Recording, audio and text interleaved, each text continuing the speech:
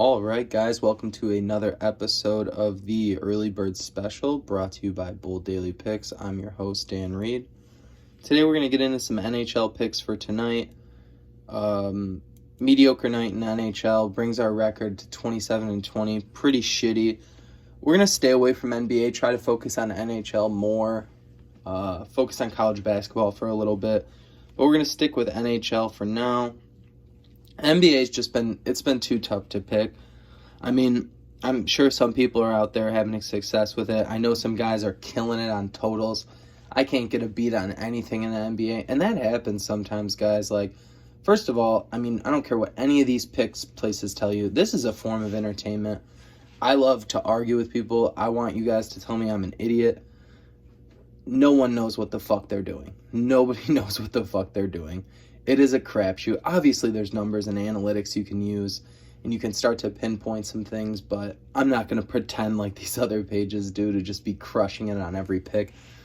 Sports gambling is the funnest thing in the fucking world. Everybody knows it. There's a reason why you fucking hate it the night when you lose your 7 parlays you all thought were going to hit.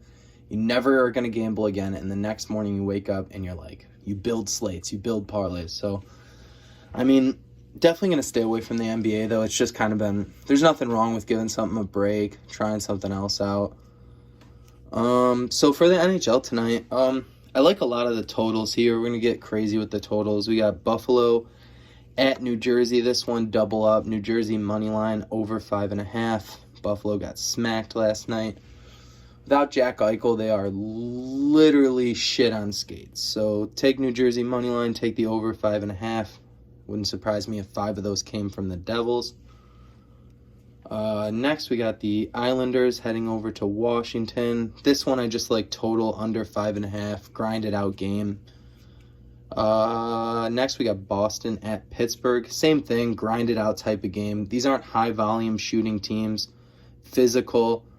I'll take under 5.5. That 5.5 number is scary, but I like both those games. 3-1, 3-2, somewhere in that range. 2-1. Carolina at Detroit. Carolina money line. I mean, Detroit's actually been playing a little bit better, but a little bit too easy. I'll take Carolina to cover puck line. Dropping shit. All right, we're back on track here. Arizona at Minnesota for no reason at all. Arizona's gotten smacked 3 out of the 4 games they've played Minnesota in the last 10 days. Give me Arizona money line over 5.5. The total I like. Arizona money line is just me trying to go against my gut. Tampa Bay at Dallas. Tampa Bay looked really bad last night. 4-1 loss to the Predators, a struggling hockey team. Coming on a back-to-back at Dallas. I could see them, I mean, they're the best team in hockey. I could see them flipping the script and dominating Dallas. I'm going to stay away from it. I like the total under 5.5. I think it's going to take a little bit for Tampa to get their legs under them. Yeah, I like 5.5 there. It's a scary number, but we're going to take... Wow, we got 3 under 5.5. So I'm usually the total opposite. But it's the matchups. The matchups play a big role in it. Getting over to March Madness, guys. Holy fuck. What do you think about this tournament? I think the bracket is set up awesome. I think there's great games all over the place. I think there's potential for some crazy matchups. In the round of 32, you could see a team like Illinois play Loyola of Chicago. That'd be cool. I actually like Georgia Tech over Loyola Chicago on that one, though. Some initial thoughts. I mean, I wouldn't say any of my picks are really finalized yet. But the first thing that jumped off the page to me was Grand Canyon University over University of Iowa. These upsets happen every year, guys. It'd be crazy to be so sure of Grand Canyon University. That game could be over 5 minutes into the first half. There's a couple of things Iowa has going against them. 1, I'm not sure Wieskamp is 100%. 2, Jordan Bohannon is one of the worst starting guards in the tournament, if you ask me. One of the most frustrating guys to watch play. Another story for another day. And Luka Garza's going to have his hands full with, I'm going to butcher this guy's name, Ashbourne Metgard. 7-foot senior, 270 pounds, similar build to Luka Garza, highest field goal percentage in D1 basketball. It could go the other way too. Luka could attack him and get him in foul trouble, and Grand Canyon screwed. If he can slow down Garza, potentially get him into foul trouble, I think it's going to be a long day or night for Iowa. That's kind of my first aggressive. I actually have Grand Canyon filled in right now to beat them. So, I mean, I'm sure a lot of people aren't going to like that one. I know a lot of people are crazy about the Hawkeyes, but I've never been blown away by them this year. I don't think I'm the only one. They're not impressive.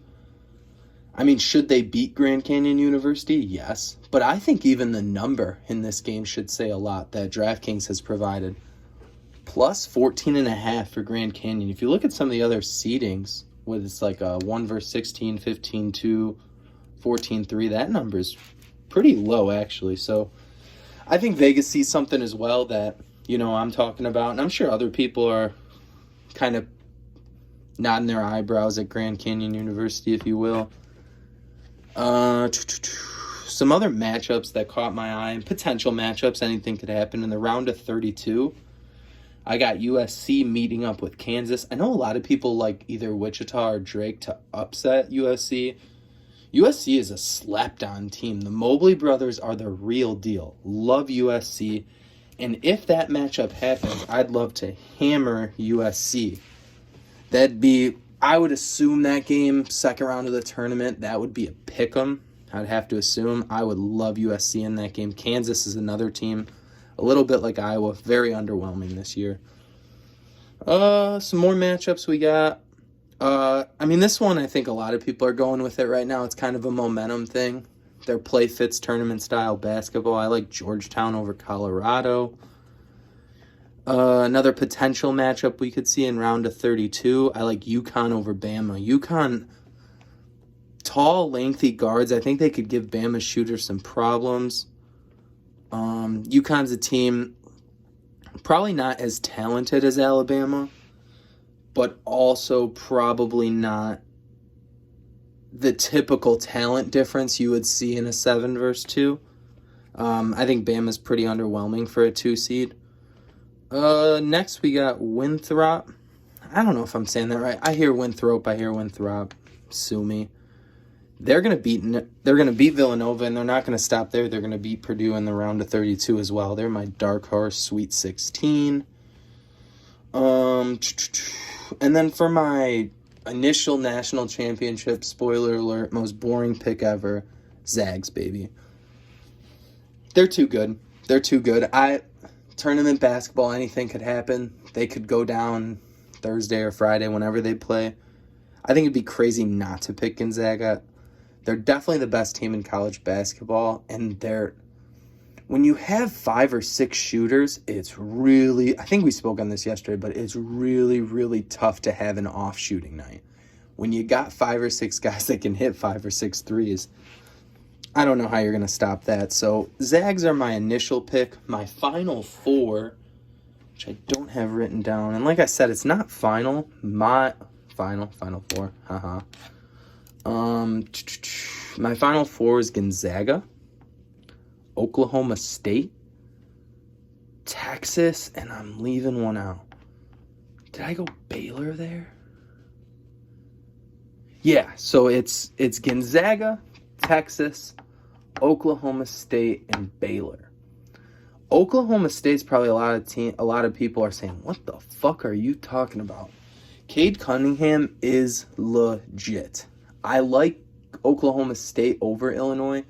I'm an Illinois guy. I'm from Illinois.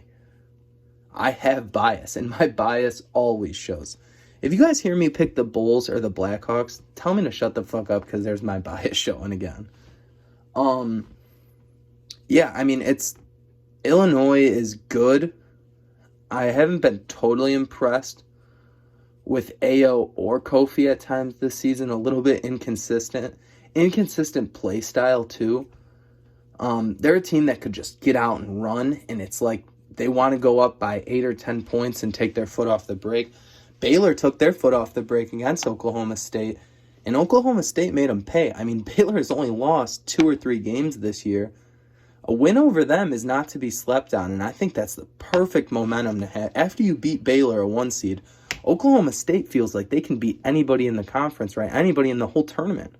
So Oklahoma State's a team I like to make a run. When you got that top player, good group of seniors that can shoot around you, I think they're poised. They look like an Elite Eight team. I actually have them taking it one step further to the Final Four. But we're going to get into some more March Madness tomorrow. A lot to break down, obviously. A lot to break down as it all shakes out, as Iowa loses to Grand Canyon, hopefully.